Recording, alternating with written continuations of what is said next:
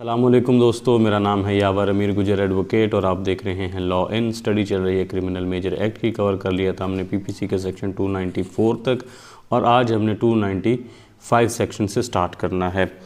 Chapter है 15 of offences relating to religion, यानी मज़हब के रिलेटिंग जो ऑफेंसेस हैं उनके बारे में ये है।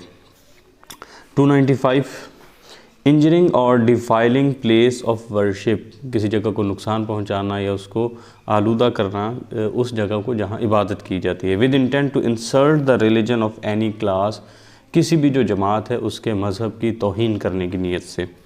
Whoever destroy, damages और defiles any place of worship, जो कोई भी किसी भी प्लेस ऑफ वर्शिप को डिफाइल करता है, डिस्ट्रॉय करता है या उसको डैमेज करता है। और any object held sacred by any class of persons, या कोई भी जो लोगों का ग्रोह है जिस शख्स को मुकद्दस, जिस चीज़ को, किसी भी ऑब्जेक्ट को वो मुकद्दस समझता है, उसको किसी तरह भी डैमेज करना, डिस्ट्रॉय करना, डिफाइल करना। with the intention of thereby insulting the religion of any class of persons, या फिर ये कि इंटेंशन ये है कि किसी भी जो क्लास ऑफ पर्सनस है, किसी भी एनी क्लास ऑफ पर्सनस को उनके जो रिलीजन को इंसल्ट करने की नीयत से उन किसी भी ऑब्जेक्ट को डैमेज करना, डिस्ट्रॉय करना, डिफाइल करना, या कोई प्लेस ऑफ वर्शिप है या कोई भी ऑब्जेक्ट है जिसके लिए उनके दिल में मजहबी फीलिंग्स हैं, उसको सेक्रेड मुकद्दस समझते हैं, उसको नुकसान पहुँचाना। और with the knowledge that any class of person is likely to consider such destruction, damage और defilement as an insult to their religion, या फिर उसको ये नॉलेज हो, वो इस बात को जानता हो कि ये जो मैं काम कर रहा हूँ ये किसी भी क्लास है, लोगों की कोई भी जमात है, ग्रो है, वो इस चीज़ को, इस डैमेज को, इस डिस्ट्रक्शन को या इस डिफाइलमेंट को वो अपने मज़हब की तौहीन समझेंगे।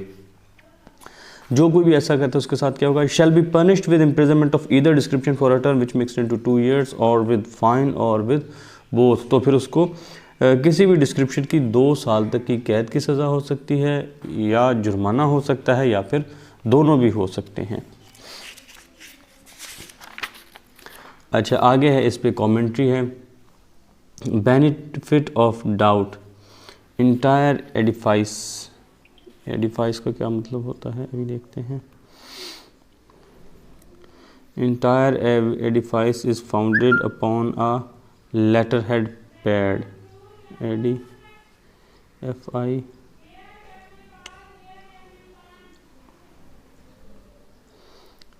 आई सी। अच्छा, एडिफाइस होता है जी इमारत।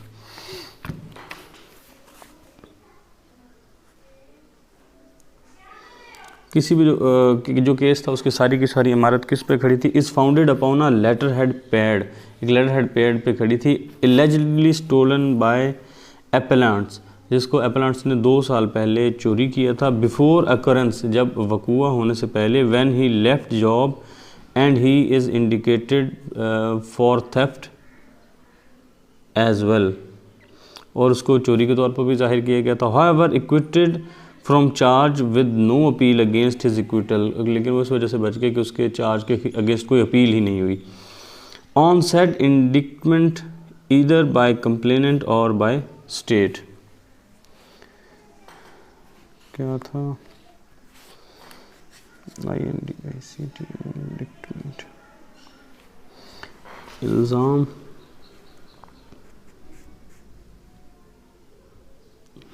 अच्छा पहले भी लफ्ज़ इंडिक्टेड आया, इंडिकेटेड नहीं था। इंडिक्ट होना है जी इल्ज़ाम लगाना। सारी की सारी जो इमारत थी वो एक लेटर पैड पे खड़ी थी जो कि 2 साल पहले जो एप्लांट थे उन्होंने चोरी किया था, और वाक़े से पहले जब वो जॉब छोड़ रहे थे, और उस पर चोरी का इल्ज़ाम भी था। ताहम वो अपने चार्ज से इस वजह से बरी हो गया कि उसके ख़िलाफ़ कोई उसके ख़िलाफ़ कोई अपील नहीं हुई थी, उसके इक्विटल के ख़िलाफ़ कोई अपील नहीं, ना स्टेट ने की ना कंप्लेनेंट ने की, लिहाजा वो इक्विट कर गया। अच्छा, ये साइटेशन है PLJ 2017 criminal cases Lahore, page number 341 DB। अच्छा, आगे section 295A, a deliberate and malicious acts intended to outrage religious feelings of any class by insulting its religion और रिलीजियस बिलीव्स, जानबूझ के एक बदनीयती पर मबनी एक्ट करना, मकसद क्या हो कि किसी की फीलिंग्स, मजहबी फीलिंग्स जो हैं उनको आउटरीच करना किसी भी क्लास की, और करना किस तरीके से, उनके मज़हब की इंसल्ट करके या उनके जो मजहबी अकायद हैं उनके इंसल्ट करके। Whoever with deliberate and malicious intentions of outraging the religious feelings of any class of the citizens of Pakistan, जो कोई भी जानबूझ के कोई बदनीयती पर मबनी ऐसी अटैम्प्ट करता है कि पाकिस्तानी शहरियों के किसी क्लास के किसी रिलीजन को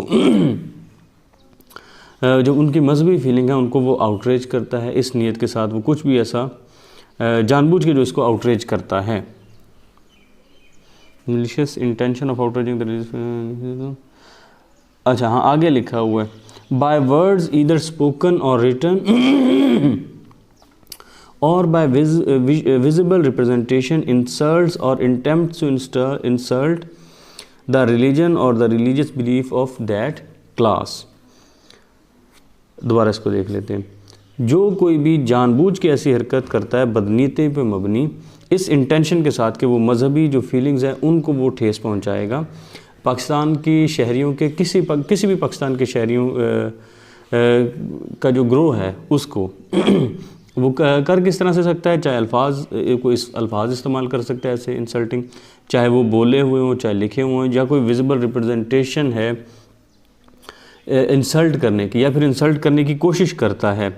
जो कोई भी जिस क्लास की बात हो रही, उस क्लास के जो बिलीव्स हैं या जो उनका मज़हब है उसके बारे में उसको किसी तरह से भी, चाहे वर्ड्स के ज़रिए, चाहे रिटन हो या स्पोकन हो या कोई विजुअल रिप्रेजेंटेशन हो, किसी भी तरह से उनके मज़हब की तौहीन करता है या करने की कोशिश करता है तो क्या होगा, shall be punished with imprisonment of either description for a term which may extend to 10 years तो उसको किसी भी डिस्क्रिप्शन की 10 साल तक की कैद की सज़ा हो सकती है, और विद फाइन और विद बोथ, या फिर जुर्माना हो सकता है या फिर दोनों भी हो सकते हैं।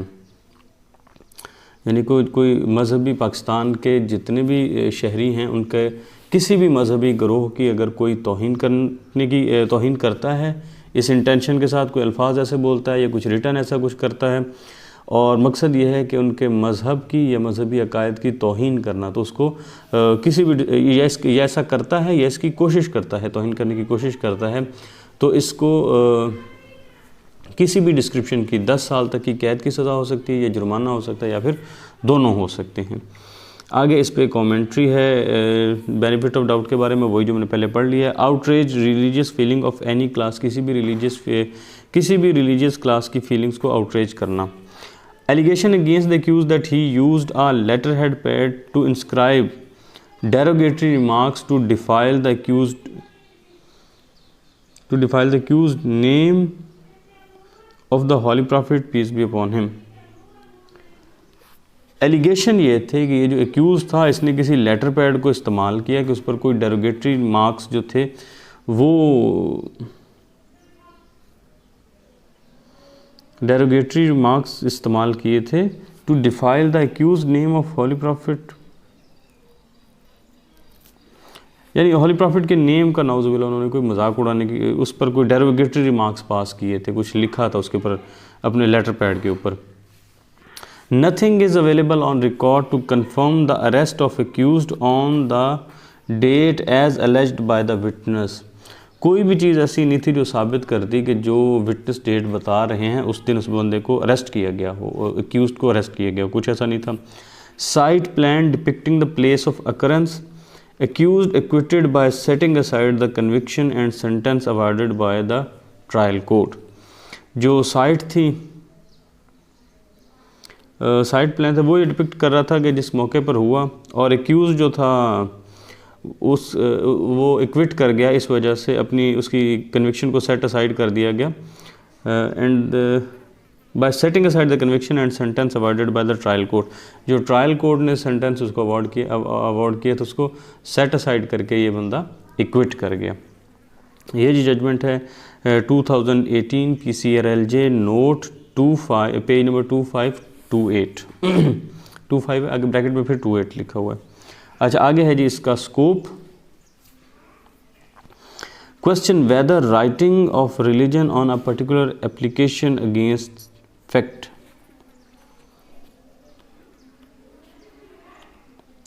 constitutes section 295A PPC may be answered after further probe। कोई सवाल ऐसा है कि कोई राइटिंग है किसी मज़हब की किसी ख़ास on a particular application against fact, वो फैक्ट्स के ख़िलाफ़ है, ये क्या ये 295A कॉन्स्टिट्यूट करता है या नहीं, ये एक ऐसा मामला है जिसकी फ़र्दर इंक्वायरी होनी चाहिए। क्योंकि मज़हब के बारे में कोई तहरीर लिखी गई है कि किसी ख़ास एप्लीकेशन पर और वो हक़ाइक़ से हट के है, क्या इस पर भी 295A का केस बनता है या नहीं, तो इसके बारे में कहा गया कि इसको और ज़्यादा प्रॉब करने की ज़रूरत है, इस पर और ज़्यादा इन्वेस्टिगेशन की ज़रूरत है। प्री अरेस्ट बेल कंफर्म, तो इस पर प्री अरेस्ट बेल जो थी वो कंफर्म हो गई थी। PLJ 2021 criminal cases page number 575। Petitioner who was a religious scholar and provincial president of religious party, वो एक मजहबी स्कॉलर था और जो सूबाई सदर था उस रिलीजियस पार्टी का।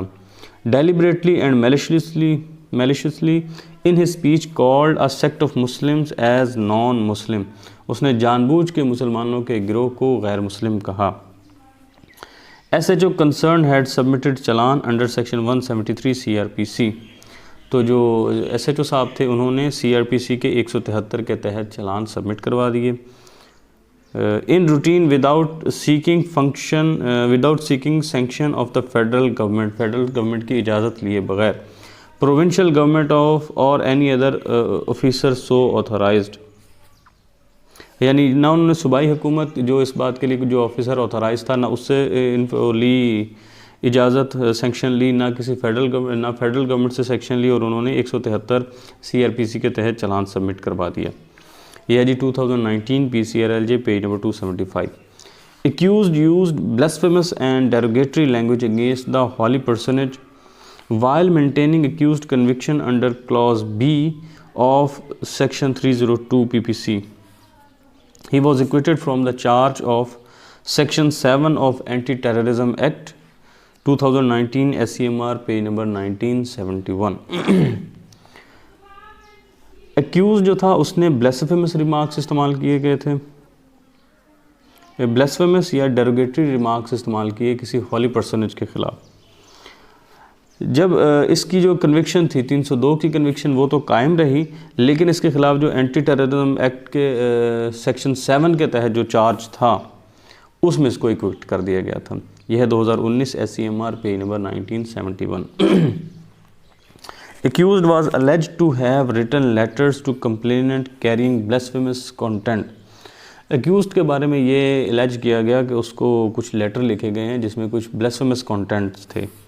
Contents of letter were the most grievously blasphemous, जो लेटर के contents थे वो बहुत ही ज़्यादा blasphemous थे। However, whether accused authored and dispatched letters and complainant received them in the manner as alleged in the crime report, ठीक है, वो तो ताहम बहुत ज़्यादा थे, ब्लेसफेमस था मटेरियल, लेकिन क्या एक्यूज़ड ने उसको लिखा था और उन लेटर्स को डिस्पैच किया था और उनको उसी तरह से मिले थे जिस लिहाज से कंप्लेनेंट ने क्राइम रिपोर्ट में एलेज किया हुआ था। And whether extra judicial confession supported by experts report constituted sufficient evidence to hand down penalty of death. लेकिन जो एक्स्ट्रा जुडिशल कन्फेशन हुए थे और जो उसकी रिपोर्ट थी एक्सपर्ट की, क्या वो इस काबिल थे, क्या वो काफ़ी थे कि डेथ की सज़ा दी जाती। वर इश्यूज़ ऑल टुगेदर डिफरेंट, ये सारे डिफरेंट इश्यूज़ थे, यानी सब मुख्तलिफ मामलात हैं कि क्या लेटर तो जो हैं वो तो वाकई ब्लेसफेमस हैं, लेकिन क्या उसने लिखे हैं डिफेंडेंट ने, है ना, एक्यूज़ ने इनको लिखा है, या उसने इसको डिस्पैच किया है, या जिस तरह से वो कंप्लेनेंट कह रहा है उसी तरह से उसने रिसीव किया है इसको, या फिर जिस तरह से उसने क्राइम रिपोर्ट में लिखा हुआ है। क्या एक्स्ट्रा जुडिशल जो हैं कन्फेशन था, क्या एक्सपर्ट ओपिनियन उसको सपोर्ट कर रही थी, और क्या इतना सबूत मौजूद था कि उसको डेथ की सज़ा दी जाती, ये सब मुख्तलिफ इशूज़ थे। Declaration of faith by accused was to be preferred over divergent imputations। जो फेथ एक्यूज़ड खुद क्लेम कर रहा था कि मेरा ये फेथ है, इस बात को ज़्यादा तरजीह दी जानी थी जो उसके बजाय जो दूसरे डाइवर्जेंट मुख्तलिफ़ किस्म के इम्प्यूटेशन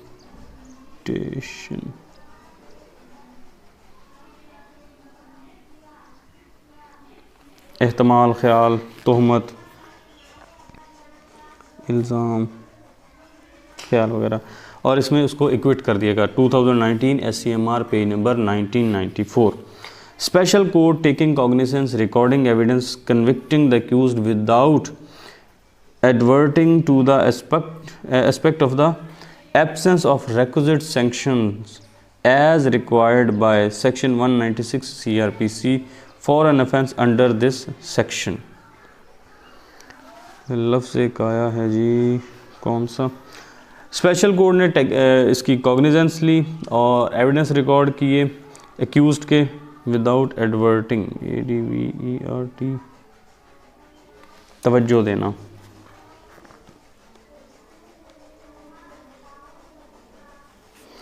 और इस जो था एस्पेक्ट उसकी तरफ तवज्जो ही नहीं दी कि जो रिक्विजिट सैंक्शन थे सेक्शन 196 CRPC में जो रिक्विजिट थे सैंक्शन हुए में उनका वो मौजूद नहीं है, उनकी एब्सेंस को नोट ही नहीं किया गया। For an offence under this section, इस सेक्शन के तहत जो रिक्विजिट था CRPC 196 का, proceeding nullity in the I of law quash, तो जो प्रोसीडिंग्स थी वो नल कर दी गई और उसको क्वैश कर दिया गया। 2000 PCRLJ पेज नंबर 902।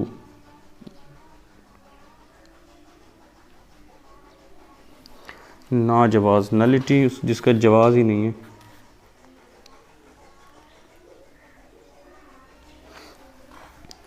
अब क्या था कि किसी को कन्विक्ट कर दिया गया था, स्पेशल कोर्ट ने खुद ही कॉग्निजेंस लेकर, और जो रिक्वायर्ड प्रोसीजर था, जो रिक्विजिट था CRPC 196 के तहत, CRPC सेक्शन 196 के तहत जो रिक्विजिट थी उसका ख्याल ही नहीं रखा गया और उसको फॉलो नहीं किया गया। लिहाजा ये जो कन्विक्शन, ये जो प्रोसीडिंग थी इसको क्वैश कर दिया गया, नलिफाई कर दिया गया, क्योंकि उसका नलिटी की वजह से कानून की नज़र में वो चूँकि नलिटी थी उसका जवाज़ नहीं बनता था, लिहाजा उसको उस प्रोसीडिंग को क्वैश कर दिया गया। 2000 PCRLJ page number 902। Mayor bald statement of some person about some Muslims is not sufficient to believe that the person had ceased to be a Muslim unless said person himself confessed the same. Case not covered within the provision of section 295 APPC। सिर्फ किसी शख्स का ये एक सादी सी statement दे देना कुछ मुसलमानों के बारे में, ये इसलिए सफिशेंट नहीं है कि अब वो शख्स मज़ीद मुसलमान नहीं रहा है, ता वक्त है कि वो ख़ुद अपने आप को ये कन्फेस न करे कि हाँ मैं मुसलमान नहीं हूँ। सिर्फ किसी बंदे का कुछ मुसलमानों के बारे में कोई बात कह देना ये सफिशेंट नहीं है उसको कहने के लिए कि अब वो मुसलमान नहीं है, बल्कि उसको ख़ुद इस चीज़ का कन्फेस करना होगा, ता वक्त है कि वो ख़ुद इसका केस ना करे। और इस तरह का जो केस है ये PPC के 295A में कवर नहीं है। 2006 YLR पेज नंबर 1766 लाहौर। आगे जी, derogatory remarks in respect of the holy prophet सल्लल्लाहु अलैहि वसल्लम। FIR was not lodged by a competent duly authorized person of central or provincial government। के जो डेरोगेटरी रिमार्क्स थे हजूर अक़दस सल्लल्लाहु अलैहि वसल्लम की शान में, उस पर जो FIR थी वो जो ड्यूली कम्पिटेंट अथॉरिटी थी उसने लॉज नहीं की थी, ना सेंटर की और ना ही प्रोविंस की। And the trial court was not competent to take cognizance of the case under section 196 of CRPC। और जो ट्रायल कोर्ट थी वो इसकी कॉग्निजेंस लेने के लिए कम्पिटेंट ही नहीं थी। And in such eventuality the trial was without lawful authority. तो फिर इस लिहाज से जो ट्रायल हुआ था वो बग़ैर किसी लॉफुल अथॉरिटी के हुआ था। Evidence led by the prosecution did not inspire confidence against the accused. जो एविडेंस प्रोसिक्यूशन ने पेश किए थे वो किसी तरह का कोई कॉन्फिडेंस जो था इंस्पायर नहीं कर रहे थे एक्यूज के अगेंस्ट, यानी उसके खिलाफ कोई ऐसा नहीं सबूत जा रहा था कि वाकई इसने वो जुर्म किया है। Prosecution case was based on a solitary interested witness which did not find collaboration from any corner. जो प्रोसिक्यूशन थी वो उसका सारा मदार एक विटनेस पर था और उसके खुद अपने कुछ मफादात थे, इंटरेस्ट्स थे और वो कोलैबोरेट भी नहीं कर रहा था किसी तरह किसी दूसरी मालूमात के साथ। Evidence of prosecution witness was not trustworthy, जो प्रोसिक्यूशन का विटनेस था वो ट्रस्टवर्दी नहीं था। Investigation was also conducted by police in hasty manner, police ने भी जो इन्वेस्टिगेशन की थी वो भी बड़े हेस्टी, बड़े जल्दबाजी के अंदाज में की थी। Without going into the depth of the gravity of offence, जो ऑफेंस था उसकी ग्रेविटी को जांचे बगैर, उसकी ग्रेविटी देखे बगैर ही पुलिस ने इन्वेस्टिगेशन की हुई थी।